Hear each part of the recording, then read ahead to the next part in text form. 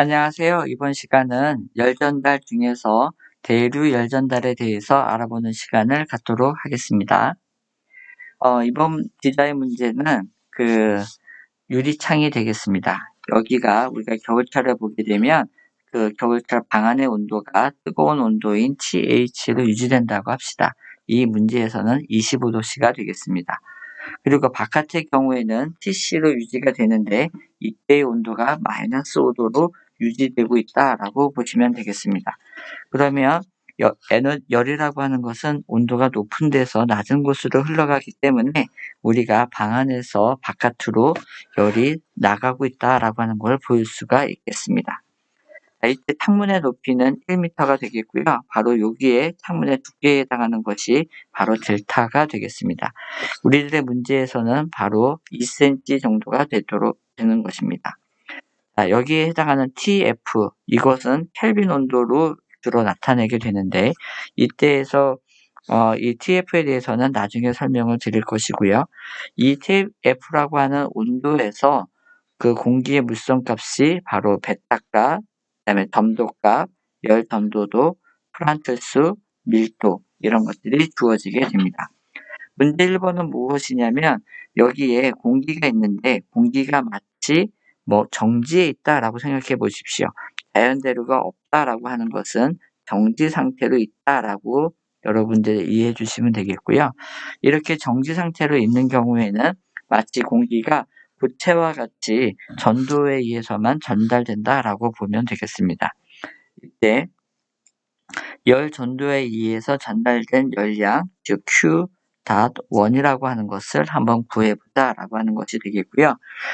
이제 두 번째는 뭐냐면 우리가 온도 차이가 존재하기 때문에 바로 부력에 의한 자연 대류가 자연스럽게 발생을 하게 됩니다. 온도가 상대적으로 높은 쪽에서 상승하는 밀도가 작기 때문에 위로 올라가는 부력을 받게 되겠고요.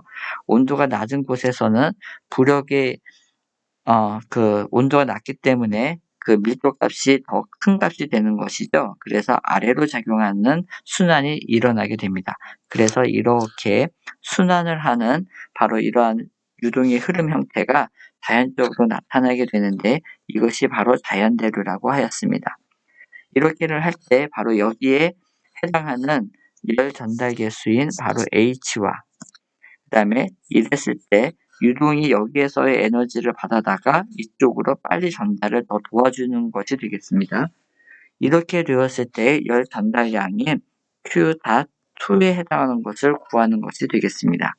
자, 이렇게 주어지게 되었을 때 이러한 구조에서는 각각의 실험식들이 존재를 하게 됩니다. 지금과 같은 경우에 누셀투스라고 하는 무차원수가 바로 이와 같은 식의 형태로 주어지게 된다라고 하는 것이 우리가 실험식을 통해서 알려지게 된 것입니다. 이 실험식을 통해서 우리는 그라스호프라는 수와 프란트 수라는 것을 계산해서 얻게 되게 되면 누세트 수를 얻게 되고 이 누세트 수를 얻은 걸 통해서 이게 바로 누세트의 정의식이 되겠습니다. 이때 해당하는 H는 델타분의 K N 누세트의 델타 이 공식을 통해서 H 값을 구해내게 됩니다. 그리고 이렇게 구한 H를 가지고 Q2의 다시라고 하는 것은 HA 델타 스타 T로 우리가 계산할 수 있게 되기 때문에 바로 그 열 전달된 양을 계산할 수가 있는 것입니다. 이렇게 해서 구한 Q1닷과 Q2닷이 어떤 값이 되는지를 알아보는 것이 이번 디자인 문제 3번이 되겠습니다. 지금 이것은 원통형 관 주변의 흐름이 되겠는데요. 온도가 일정하다 한 때가 바로 되겠습니다. 바로 이것은 이 제목을 가지고 유튜브에 넣게 되면 이 동영상을 여러분들이 보실 수 있다는 걸 알 수가 있겠고요. 이것은 온도가 일정한 상태입니다.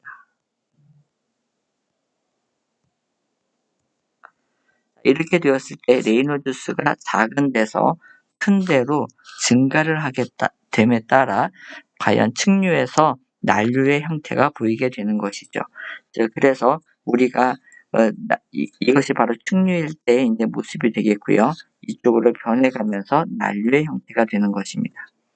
자, 이렇게 하게 되면 측류가 무엇이라고 했냐면 바로 이런 식으로 흘러가는 것입니다. 즉 마치 여기 하나의 그 층이 있다라고 했을 때 이걸 일정하게 흘러가는 것이 바로 층류 형태가 유지가 되는 것이죠.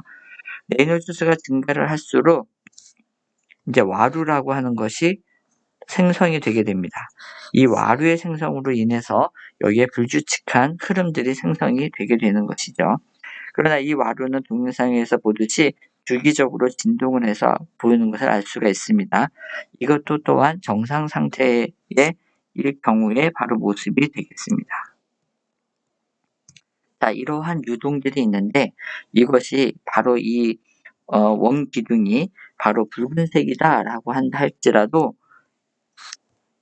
원통형의 것이 온도가 상승한다라고 생각해 보십시오.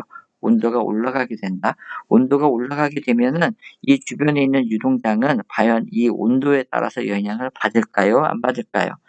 정답은 당연히 이 해당하는 유동장이라고 하는 것은 온도에 영향을 받게 됩니다.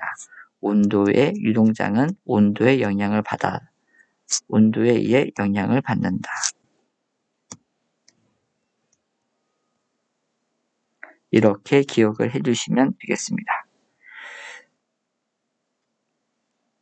자, 이제 우리가 이제 경계층이다라고 하는 개념을 통해서 이제 우리가 경험을 해야만 할 무차원수에 대한 설명을 이제 드리도록 하겠습니다.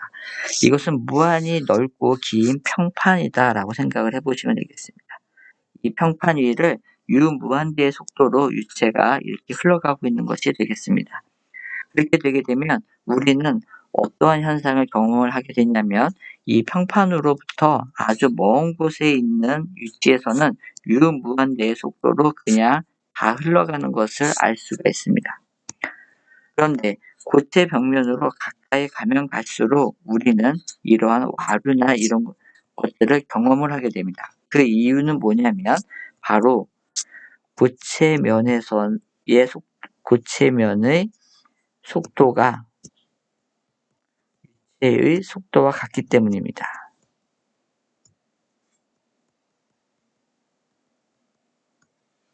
이 얘기가 뭐냐면 고체면이 정지해 있으면 이 평판 위에 붙은 이 고체면에 붙은 유체 입자의 속도도 0이 되는 것이고 고체 입자가 일정한 속도로 움직인다면 그것에 붙어있는 유체 속도도 그 속도로 움직인다는 뜻이 됩니다. 지금과 같은 경우에 이 평판이라고 하는 것이 정지해 있다라고 생각을 해보게 되면 바로 이 표면에 붙어있는 유체 입자들은 속도가 0이 되는 것이죠. 자, 그렇게 되면 면으로부터 먼 곳에는 유무한대의 속도로 흘러가고 있고 고체 면에 있는 경우에 있어서는 이것의 속도가 0이 되니까 바로 속도가 0에서 무한대까지 변하는 구간이 존재하게 됩니다. 즉 속도가 변하는 구간이 존재하게 되는데 이 구간의 두께를 우리가 경계층이라는 말로 부르게 되는 것입니다. 그래서 바로 여기에서도 평판의 앞부분에 있어서는 그 충류에 해당하는 영역이 나타나게 되겠고요. 그 다음에 전위 영역을 거쳐 난류에 해당하는 영역으로 가게 된다라는 것입니다. 이것을 결정지을 수 있는 것이 바로 우리가 레이놀즈 수라고 불리우는 수가 되겠고요. 이 식은 바로 레이놀즈의 정의와 같은 식이 되겠고요. 여기에 해당하는 x가 바로 길이에 해당하는 조건이 되겠습니다. 그래서 이제 제가 레이놀즈 수의 x라고 썼을 때 이 x가 여기에 해당하는 길이에 해당하는 것이 되겠고요. 이 길이를 L이라고 쓴다면 여기도 레이놀즈 수의 L이라고 표현이 되는 것을 알 수가 있겠습니다. 즉 우리가 레이놀즈 수의 L이라고 쓰게 되면 어떤 특성 길이 L에 해당하는 레이놀즈 수라고 우리가 이해를 하시면 되겠습니다. 그래서 이 식에 의해 근거해서 평판이 시작되는 맨 첫 지점에 있어서는 레이놀즈 수가 0인 값을 갖게 되겠고요.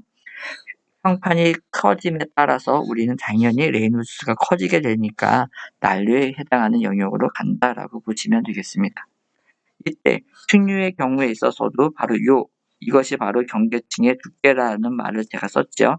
그 두께를 제가 델타라고 나타나도록 하겠습니다. 일단 여기서 이 x라고 하는 건 오타가 되겠습니다. 그래서 x는 없습니다. 이건 없습니다. 자, 이렇게 되겠고요. 여기에 해당하는 두께가 난류일 경우에 해당하는 델타도 존재를 하게 될 텐데, 이 델타를 비교를 해보게 되면 바로 측류에서의 두께가 난류에서의 두께보다는 크다라고 하는 것을 여러분들이 아실 수가 있겠습니다. 여기에 해당하는 요 델타에 해당하는 두께를 그 측류의 경우에 있어서 이론적으로 해석한 것이 바로 4.92 나누기 레이놀드 수의 2분의 1승이 되겠습니다. 이것에 대해서는 조금 더 후에 설명을 드리도록 하겠습니다. 자, 이때 여기 지금 현재 속도 경계층을 우리가 델타라고 하는 것으로 썼는데, 좀 더 명확한 이제 우리가 정의를 하게 됩니다. 즉 무엇이냐면, 속도가 0인 부분에서 속도가 유무한대의 99%에 해당하는 데까지 도달한 요때까지의 두께를 우리가 델타라고 가상적으로 정의를 하는 것입니다. 이것은 정확하게 이론적으로 구해내는 게 아니라 바로 실험도 어렵겠죠. 그래서 가상적으로 정한 두께다라고 하는 것으로 이해를 해주시면 되겠습니다. 자, 여기에서 이 표면에서의 전다 능력이다라고 하는 것을 우리가 다음과 같은 식으로 우리가 정의할 수가 있습니다. 여러분들은 이 식을 본문을 통해서 이거는 뉴토니언 유체에 해당하는구나 라고 하는 거를 바로 캐치할 수가 있으셔야만 합니다. 왜냐하면 가해진 힘과 그것에 해당하는 변형률의 관계가 점도로서 주어지는데, 이 점도가 일정하게끔 되는 것이 바로 뉴토니언 유체가 이기 때문입니다. 자, 여기에서 이 부분이 뭐냐면 속도의 변화율이 되겠습니다. 즉 거리에 따른 속도의 변화율이 될 텐데, y가 0에서 델타만큼까지 변할 때 속도가 0에서 유무한대까지 변했습니다. 그걸 나타낸 식이 바로 이것이 되겠습니다. 그 다음에 우리가 또 하나 중요하게 그 마찰계수라고 하는 것을 우리가 정의를 사용을 했죠. 그 정의가 바로 이렇게 정의가 되어줍니다. 자, 여기에서 우리는 뭘 알 수 있냐면, 델타하고 타우 W를 바꿔 쓰는 것입니다. 그렇게 되게 되면 델타라고 하는 것은 U의 타우 W 분의 U 무한대로 쓸 수가 있겠죠. 또한 마찬가지로 여기에서도 타우 W라고 하는 것은 2분의 1의 로 U 무한대의 제곱에다가 마찰계수를 곱한 걸로 쓸 수가 있겠죠. 자, 이때 바로 요 델타에 해당하는 요식을 그대로 적은 것이 여기가 되겠고요. 여기에 해당하는 타워 W에다가 요것을 그대로 대입한 것이 요식이 되겠습니다. 이것을 정리하면 이렇게 정리가 되는 것이죠. 자, 여기에다가 이쪽 길이 방향으로 해당하는 것을 우리가 L이라고 하게 된다면 그 L을 여기에다가 나눠준 것입니다. 자, 혼선하지 말아야 될 것이 이 델타는 Y 방향으로서의 두께가 되겠습니다. 그 다음에 우리가 앞서 레이놀드 수를 정의할 때 보게 되게 되면 이때에 해당하는 x는 바로 x방향으로서의 우리가 정의한 것이 되었었죠. 그걸 생각해 보시게 되면 이 L이라고 하는 것은 바로 x방향이다 라고 하는 것을 아실 수가 있겠습니다. 자, 이렇게 여기다가 L을 갖다가 나누어지게 되게 되면 바로 여기에서 나누기 L을 한 거랑 동일하게 되겠고요. 요것이 무엇이냐면 바로 레이놀드 수를 정의한 정의식이 되겠죠. 이때 길이를 L로 정한 것이기 때문에 여기다가 L이라고 하는 것을 적게 된 것입니다. 우리가 이렇게 해서 첫 번째 여러분들이 알게 된 그 무차원수가 레이놀드 수라고 하는 것이었고요. 이때 레이놀드 수의 의미는 무엇이냐면 관성력과 점성력의 비라고 했습니다. 그때 이 관성력을 측정지을 수 있는 변수가 평균 속도 u였고요. 점성력을 측정지을 수 있는 변수가 점도 뮤라고 말씀을 드렸습니다. 자, 그래서 관성력 레이놀드 수가 작다라고 하는 것은 관성력보다 점성력이 큰 것이 된다라는 뜻이고요. 그러니까 흐름이 느린 것이 되겠죠. 다음에 레이놀드 수가 크다는 의미는 관성력이 점성력보다 큰 것을 얘기하니까 바로 흐름이 아주 복잡하고 균일한 것이 되는 것입니다. 자, 이러한 것의 사실을 알고서 우리가 열 경계층으로 넘어가 보도록 하겠습니다. 열 경계층이라고 하는 것에 대한 의미, 이 단어를 통해서 우리는 무엇이라고 알 수 있냐면 온도가 변하는 구간에 변하는 구간의 두께라고 얘기를 할 수가 있겠습니다. 온도가 변하는 구간이 바로 열 경계층이 되겠습니다. 그 온도가 변하는 구간이라는 것의 의미가 무엇이냐면 바로 이 평판에 있을 때 이 평판에 TW라는 온도로 높여줬다라고 생각을 해보시면 되겠습니다. 그리고 이 평판으로부터 거리가 아주 먼 곳에 있어서의 온도를 T 무한대라고 하겠습니다. 그렇게 되게 되면 아주 먼 곳은 T 무한대이고 평판에 있어서의 온도는 TW이기 때문에 이 중간에 온도가 변하는 구간이 반드시 존재를 하게 되겠고요. 이 열경층의 두께를 제가 온도라고 하는 것을 의미를 담아서 델타 T라고 쓰도록 하는 것입니다. 그래서 여기에서도 바로 이 온도가 변하는 것이 이 전체의 99% 정도가 변하게 되는 두께를 우리가 델타 T라고 얘기하도록 하겠습니다. 우리가 앞서서 열 전달률이라고 하는 것은 전도에 의한 방식과 또한 대류와 복사가 있다라고 하였습니다. 그 중에서 우리가 주로 다루는 것은 이제 전도와 대류가 되게 될 텐데 그때 해당하는 것을 나타낸 공식이 바로 다음과 같습니다. 이렇게 쓸 수가 있는 것이죠. 여기서 말하는 Q는 스몰 Q는 바로 우리가 히플럭스라고 해서 열 손속을 의미한다라고 하였습니다. Q 닷은 바로 전달된 열 전달된 양이 되겠죠. A는 열이 전달되는 방향의 수직한 면의 면적을 의미하는 것이 되는 것입니다. 이때 바로 이렇게 쓰게 되게 되면 이거는 퓨리어의 법칙에 의해서 전도에 의한 열 전달이 되는 것이죠. 이것을 Y가 델타만큼 변할 때 온도는 델타 스타 T만큼 변한다라고 바꿔 써주게 되게 되면 이렇게 표현을 할 수가 있겠죠. 그 다음에 이렇게 전달되는 바로 에너지는 똑같이 대류에 의해서도 나타낼 수가 있겠습니다. 자, 이때 대류는 바로 열 전달 계수 H와 델타 스타 T가 되겠습니다. 이 두 관계를 통해서 우리는 어떤 걸 얻어낼 수가 있겠냐면 델타 스타 T, 델타 스타 T가 지워지게 되니까 그러므로 H라고 하는 것은 델타 T분의 열 전도도인 K로 나타낼 수가 있겠습니다. 그 관계가 바로 여기에 표현이 된 것이 되겠고요. 이때에 해당하는 열 경계층의 두께 델타 T는 이 식을 이용하게 되면 K 나누기 H로 정의가 되겠습니다. 자, 이제 두 번째로 우리가 누셀트 수라고 하는 무차원수에 대해서 알아보도록 하겠습니다. 여기가 동일한 유체가 존재한다라고 했을 때 전달이 되는 에너지 Q-이라고 하는 것이 있는데 이때 Q-은 전도에 의해서 하는 방식의 Q- 전도가 있겠고요. Q-의 대류에 의한 것이 있을 수가 있겠습니다.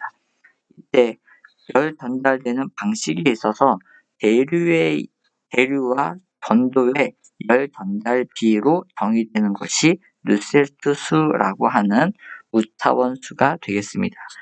정의상 이것은 바로 H의 델타 스타 T로 나타내겠고요. 전도에 의한 열 전달은 이 관계로 나타낼 수가 있겠습니다. 이렇게 해보게 되면 이렇게 정의가 되겠고요. 이것에 해당하는 요 L이 바로 특성 길이가 되는 것입니다. 그래서 이것을 어느 길이로 잡느냐에 따라서 여기에 해당하는 하점자의 모양이 달라지게 되는 것이죠. 자, 여기에서는 바로 X방향으로 저희는 현재 잡았다라고 보시면 되겠습니다. 마찬가지 앞에서 있는 것을 동일하게 해보게 되면 바로 L 나누기 델타 T라고 하는 것을 하게 되면 자, 이때 해당하는 델타 T는 Y방향이라고 생각을 해주시고요. 이때 해당하는 L은 바로 이 방향으로서의 길이로 한 L 방향이다라고 생각해 주시면 되겠습니다. X 방향이요. 이렇게 나눠보니까 여기 그 속도 경계층에서는 두께를 나누거나 곱해주게 되면 되겠고요. 이렇게 했을 때 요거에 해당하는 관계가 우리가 이렇게 얻어낼 수가 있었고요. 이것은 두 경계층의 두께비로서 주어지는 것이 되겠습니다. 여기서 우리는 힌트를 얻을 수가 있었습니다. 이 누셀트 수라고 하는 것은 바로 레이놀드 수와 두 경계층의 비 사이로 무엇인가 결정이 되겠구나라고 하는 것입니다. 여기서 꼭 잊지 말아야 될 것이 이 누셀트 수는 바로 열 전달 계수 H를 구하기 위한 방법입니다. 그래서 누세투수에 해당하는 것을 다른 방법으로 구해낼 수 있다면 이때의 열전자 개수 H는 바로 L분의 K의 누세트 수로 정해질 수가 있겠죠. 그래서 우리는 이제 앞으로 여기에 해당하는 누세트 수에 해당하는 것을 실험식이라고 하는 것을 통해서 응용을 하게 됩니다. 마치 마찰 개수가 충류와 난류일 때 레이놀즈 수에 따라서 다른 형태를 가진 것을 여러분들이 알고 계시죠? 4분의 1승이죠. 이렇게 표현을 해갖고 마찰 개수를 구해내어서 우리가 압력차라고 하는 것을 구해낸 것을 기억해야 할 것입니다. 이와 같은 방법과 마찬가지로 이 누세트 수는 실험식에 의해서 구해내게 됩니다. 실험식에 의해서 구해내게 된다.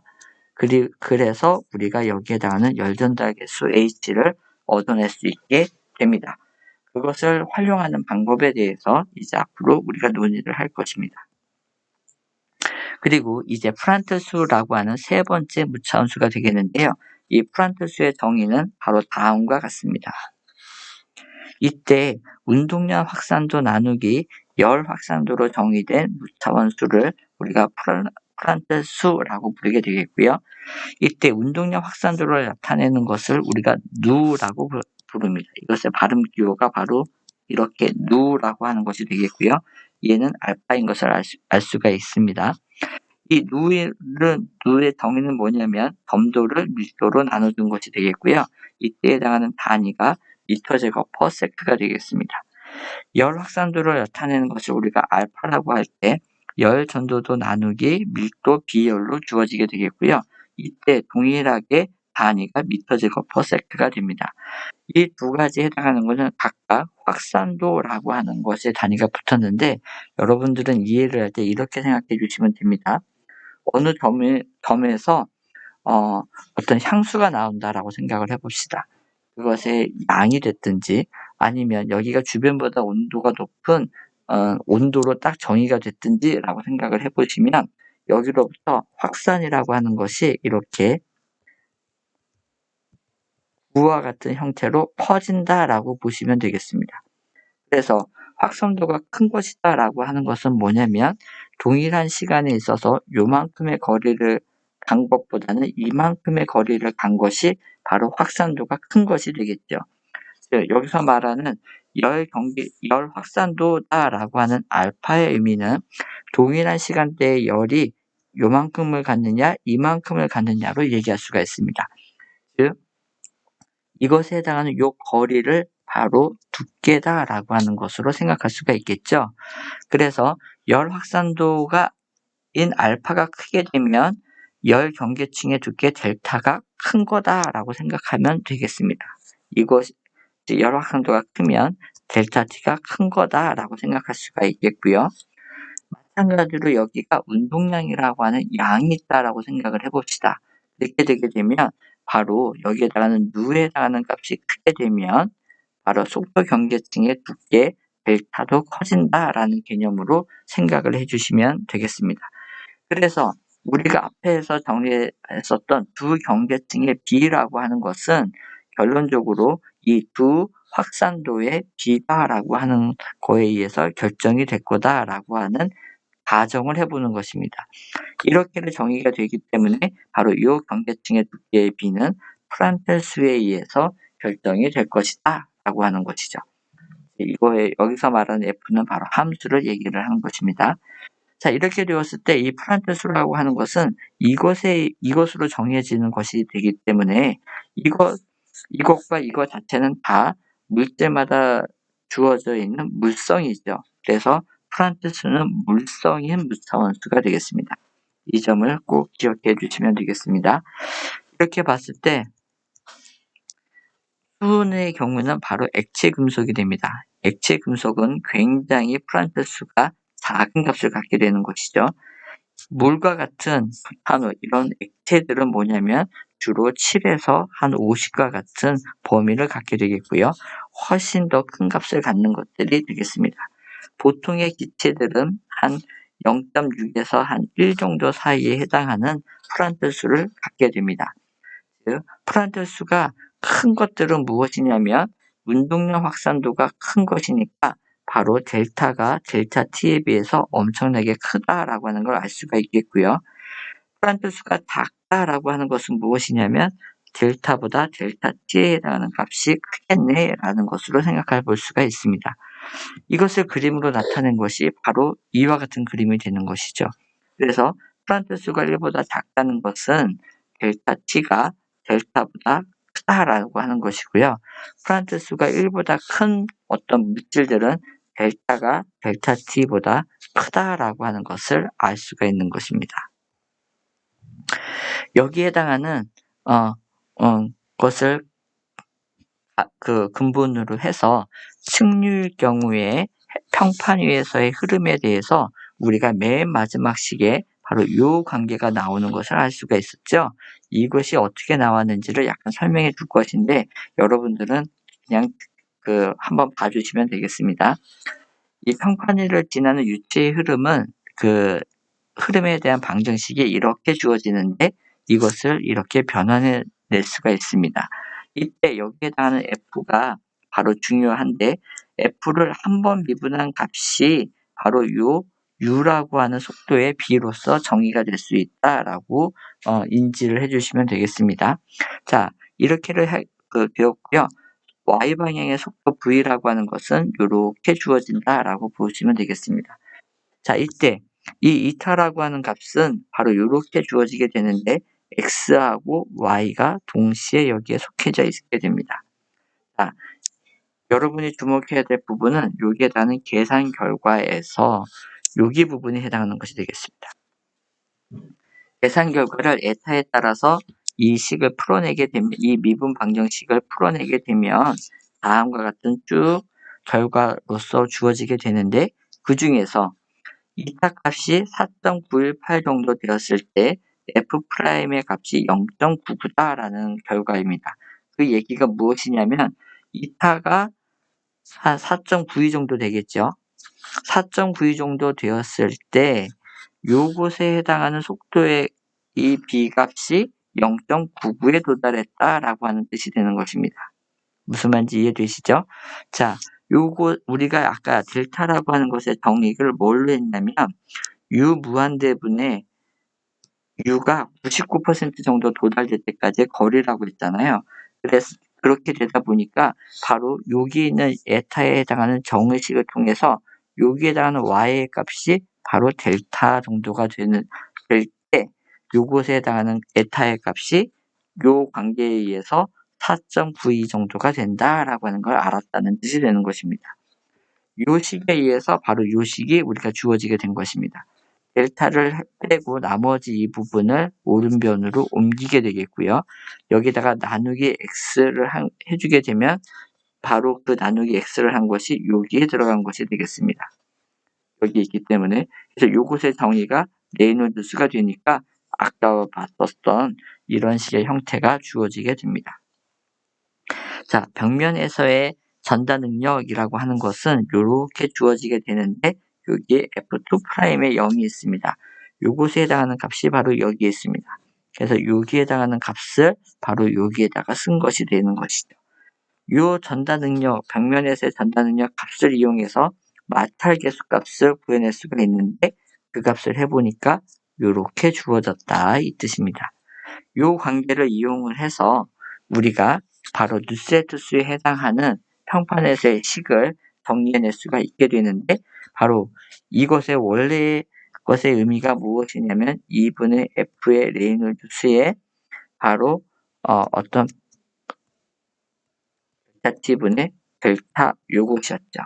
자, 여기에 해당하는 것의 마찰계수 F가 바로 우리가 위에 있었던 식 여기에 있어서 0.664 나누기 요걸로 주어졌기 때문에 그것을 여기다가 대입을 하게 되니까 이렇게 주어지게 된 것입니다. 0.664를 2로 나눈 것이 0.332가 된 것이죠. 자, 그 다음에 이렇게 주어지는 걸 아실 것이고요. 이것의 B가 평판에 해당하는 관계에서 우리가 연구자들이 연구한 끝에 프란트 수의 3분의 1승에 비례한다라고 하는 것을 알아냈습니다. 실험적으로. 그래서 바로 여기가 얻어지게 된 것입니다. 우리가 이렇게 구해지고 나게 되니까 누세트 수는 레이놀드 수와 프란트 수를 알게 되면 우리가 이 값을 알 수 있겠네라고 하는 것을 알게 된 것이죠. 자, 다음으로써 여기에 해당하는 평판의 x방향에 해당하는 h값은 다 다른 값을 가지게 됩니다. 왜냐하면 온도가 여기에 전달이 되게 되면 여기의 온도가 계속해서 변화지게 되니까요. 그것을 갖다가 평균값으로 취하게 된 것을 우리가 h바라고 하겠습니다. 그렇게 되게 되면 이 값은 이렇게 주어진다라는 것이고요. 평균 누세트 수는 우리가 이렇게 주어지게 됐다라고 하는 것을 그냥 알고 계시면 되겠습니다. 이 관계를 이용을 해서 예제를 문제를 해보게 되면 길이가 1m이고요. 길이가 1m이고 폭이 0.5m인 이런 평판이 존재를 하게 되는데 이 평판의 온도가 120도씨가 되겠습니다. 이곳 위로 우리가 공기가 20도씨인 공기를 5m/s로 흘려보낸다라고 해봅시다. 이렇게 되었을 때 이 더욱 뜨거운 평판으로부터 얼마만큼의 에너지를 우리가 얻어낼 수 있을까요? 빼앗을 수 있을까요? 라고 하는 것이 되겠습니다. 자, 이때 TF에서의 값이 TF를 70도씨라고 한다라고 했는데 여기서 그냥 미리 얘기를 하자면 TF는 이 시스템에 있어서의 아주 뜨거운 온도에서 아주 낮은 온도 사이의 중간값이라고 생각해 주시면 되겠습니다. 그래서 120도와 20도씨 사이이기 때문에 그것의 중간값에 해당하는 70도에서의 값이 되겠고요. 이것에 있어서의 물성값을 우리가 구하게 되면 프란트수, 점도, 누에 해당하는 값, 열전도도 K를 이렇게 구해낸 것입니다. 이것이 주어졌다라고 했을 때 맨 먼저 레이놀드 수를 계산을 하게 됩니다. 레이놀드 수에 해당하는 공식으로서 계산을 하게 되면 25만을 얻게 되겠고요. 앞에서 보았던 평균 누세트 수를 계산을 이 공식에 의해서 이 식에 의해서 하게 되게 되면 295 정도를 얻게 됩니다. 자, 이 누세트에 해당하는 정의식을 통해서 우리가 열전달 계수 H를 구하게 되면 한 6 정도를 얻게 되겠고요. 대류에 의한 공식에 의해서 전달될 양을 계산해 보게 되면 295W를 얻게 되는 것입니다. 즉 20도씨에서의 공기를 5m/s로 이 위를 흘려보내게 되면 295W의 에너지를 우리가 제거한다라고 보시면 되겠습니다. 자, 여기서 컬벤 어널러지라고 하는 것이 나오게 되는데, 자, 이 개념은 여러분들이 어렵게 생각하지 말고 이렇게 생각해 주세요. 유동의 정보를 통해 열 전달의 정보를 얻는다. 자, 이게 무슨 뜻인지를 얘기를 하게 되면 여기에 해당하는 J 팩터다라고 하는 걸 보시면 되겠습니다. 자, 여기서 요 중간에 있는 요 식을 보게 되면 이 식은 무엇이냐면 누세트 수는 바로 레이놀드 수와 2분의 F 레이놀드 수 프란틀의 3분의 1승 요 식이 되는 것이죠. 이게 어디서 나왔냐면 바로 여기서 나온 것입니다. 자, 우리가 아까 평판 위에서의 누세트 수는 바로 이렇게 정의가 할 수 이론으로 유도했다라고 하는 걸 알 수가 있었죠. 지금 측류의 경우입니다. 자, 이렇게 되었을 때 여기에 해당하는 여기 부분을 누세트 수에 대해서 나눠준 것이 바로 이것이 됩니다. 이렇게 나누어 주니까 남은 것이 무엇입니까? 2분의 F가 되겠죠. 자, 근데 여기서 말하는 2분의 F에 해당하는 F라고 하는 것은 바로 마찰계수였잖아요. 이것이 무엇이냐면 유동의 정보였습니다. 마찰계수를 얻은 것이죠. 마찰계수인데 이것의 정보는 뭘로부터 얻냐면 바로 유동의 정보로부터 얻게 되는 것입니다. 그런데 이 유동의 정보를 가지고 무엇을 결론적으로는 알았나요? 누세트 수를 알았잖아요. 누세트 수는 바로 열전달에 해당하는 정보가 되겠습니다. 그래서 유동의 정보를 가지고 누세트 열전달에 해당하는 정보를 얻어낼 수 있다라고 하는 개념이 바로 컬번 어널러지가 되겠습니다. 자, 그렇게 되겠고요. 여기에서 우리가 네 번째로 무차원수를 정의하게 되는데 이것이 바로 스탠톤 넘버라고 하는 것입니다. 누세트 수를 레이놀즈와 프란트 수로 나눈 것이 스탠톤 넘버의 정의가 되겠고요. 자, 여기에 해당하는 레이놀즈 수와 프란트 수를 곱한 거, 이해를 나타내주는 말이 또 다른 말로 패클린 넘버라고 정의를 하게 됩니다.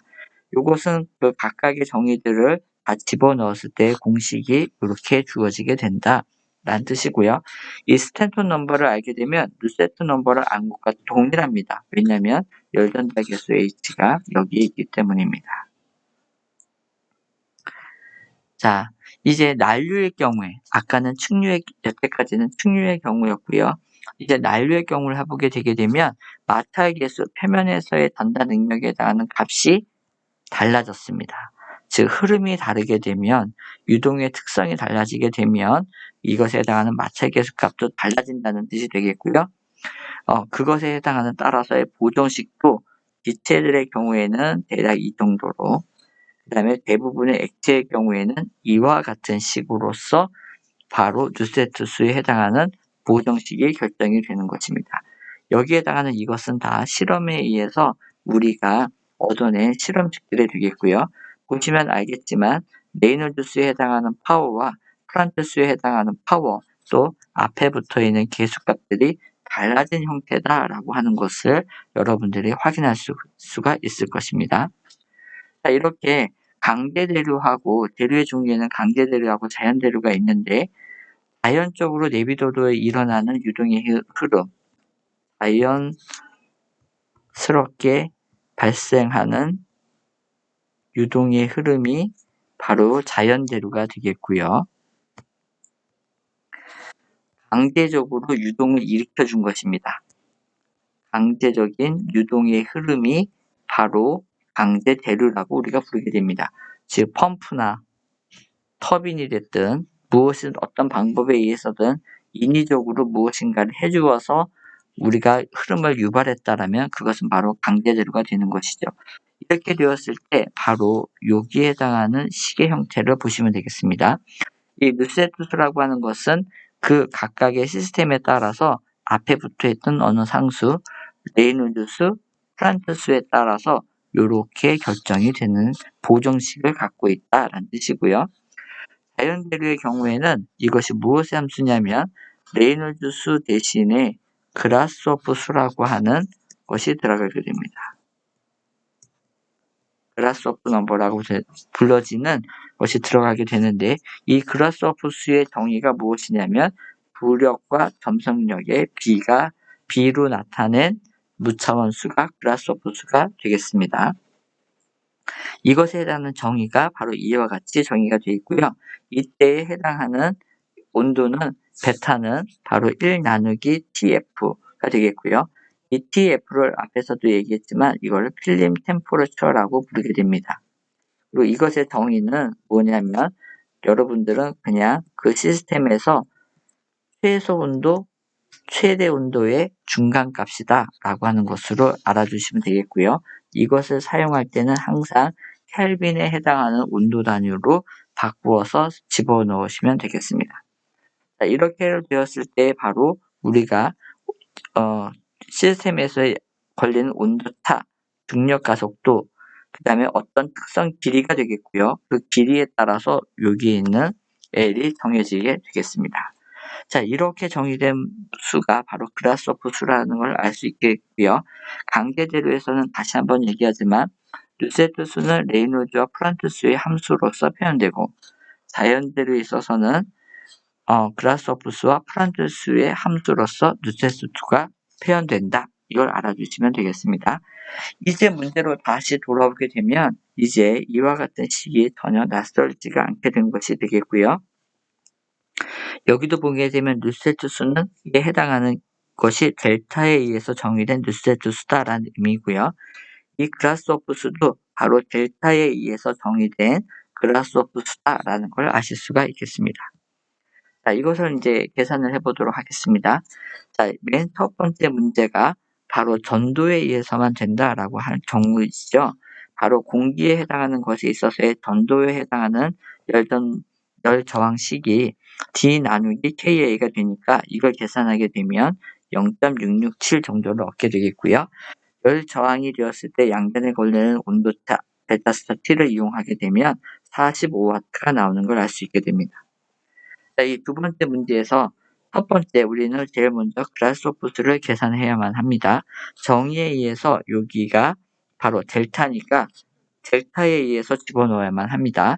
제가 수업 시간에 약간 다른 값을 얘기했는데 이때 델타는 바로 0.02m가 되겠죠.